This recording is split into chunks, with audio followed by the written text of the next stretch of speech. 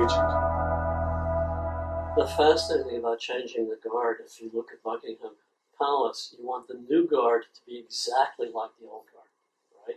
They should have the same habits and the same posture and the same clothes, and nothing's different. Yeah. Right? So changing the guard could be either that we're just trying to reproduce what we already have, or to actually change it. And of course, putting a question mark there says it's somebody thinks it's a question. And so it could be doing one or the other. And I mean, it's a very strange metaphor to me, actually. Like, guard? What are we guarding? The pile of gold at Fort Knox? The Queen? Or That's right. Who knows? Yeah. Who knows? I notice the people don't have guards. Yeah. So it can't be them. Yeah. And then, is there something that you believe that you think very few people agree with you on? Some sort of truths or some sort of things you think are important? Yeah. When you say disagree with other people, like, let's start with, Well, I guess it's not really like economists. not necessarily just it's not really like conventionally accepted by society. Well, if we take the session we were just at about development, one of the things, if you listen to the way they talk about development, there's nothing about the development of the person except as a resource to the economy. And that's actually quite bizarre, I think. And yet people go along with it. Like, oh yeah, human capital, right? So, isn't human capital another word for slavery? Well, right. Potentially. So I think I have some different ideas. Yeah. And just generally, what are some questions that nobody's asking, or what are some issues, that should be highlighted or should get our attention because they're like long-term issues? Okay, one would be, can you run a society without elites? Probably not. If you have to have them, how do you reward them and select them? And how do you keep them from hurting the rest of us? Yeah. That would be one. I think the question of, the word religion is really interesting. And I'm pushing the idea that it comes from religiare, to retie, is the way of tying things together. And that the idea that there's religions and there's science is just wrong. Science is another religion. Economics is a religion. So we can be more self-conscious about that and how it works and what choices to make. And actually get some of the religious energy of the sacredness of life and respect and trust with oneself back into the discussion.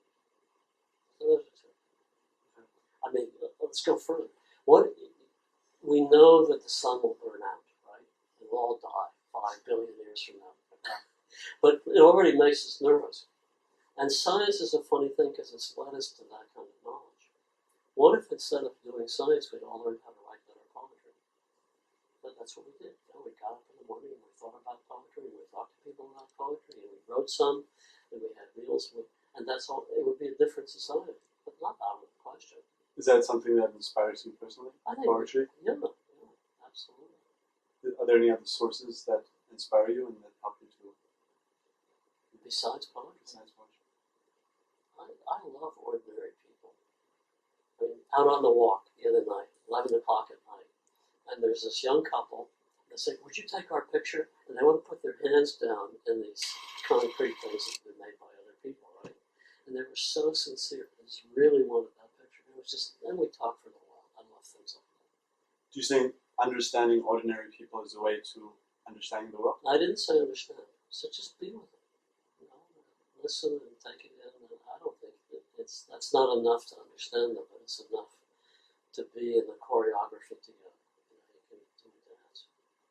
And a more personal question is, obviously you've had many great experiences.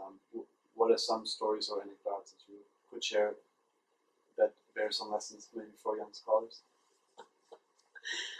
Life always has changes, lots of changes.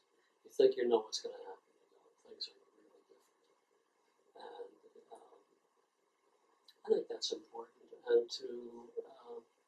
if I think back to when I was in college, I didn't think quite like other people. I was a little more intuitive, a less analytic. And so I'm watching everybody else do these differential equations, and I'm thinking, well, I can do that intuitively. I can see it geometrically or whatever. And then we got the multi-dimensional equations. I couldn't do it anymore, so I had to back up and struggle. But I think what's striking about that period when I was struggling a lot, and I was doing physics at Caltech, so there was a lot to struggle with, I had a lot of understandings of the way things were. And I didn't pay enough attention to them. And almost all of them, I think, were right. And so I think holding on to your personal judgments about things and be willing to explore them and question them and give them up, but to take them seriously. Because if you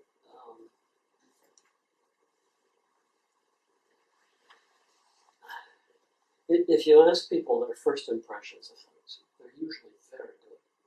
And they don't take them seriously themselves at all. They just brush it off and wait for received opinion to come in so they can know, was it a good conference? Gee, was it what else they did? Oh yeah, it was a good conference. Rather than going with your gut feel. Listen to your own words. Yeah. And is there any particular value or principle that has guided you in your life? Sure. Enjoyment of other people and respect and curiosity. Those are kind of key things for me. Would you also say there's been any particular habits that have led to your success? I'll tell you a story. Because stories are good, right? Stories. So I'm 4 years old, living in New York City. And there's a huge snowstorm. It's probably a meter deep, really a lot. And the adults were talking about it was really dangerous because the fire trucks couldn't get down the street. So I thought, that's terrible. Somebody has to do something. And they're talking, but they're not doing anything. So I waited till everybody was asleep. And I got my little pail and shovel from the beach. And I snuck outside and went down, and I'm going to dig all the snow. So I stuck this shovel and I did about 3 steps. I'm not going to do it all. and so I thought, well, I'll do one car, right, on the side. So I started digging around a wheel. And I discovered water running underneath because it was actually close to melting temperature.